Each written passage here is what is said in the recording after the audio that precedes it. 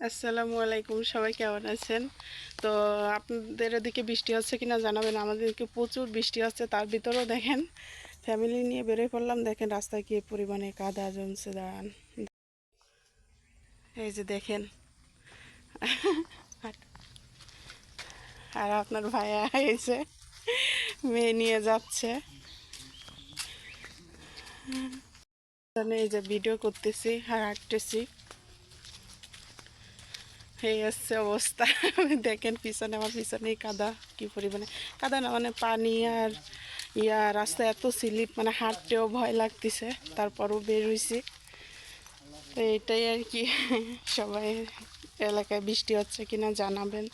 আমাদের এদিকে তো সকাল ধরেই বৃষ্টি হচ্ছে। আল্লাহ হাফেজ।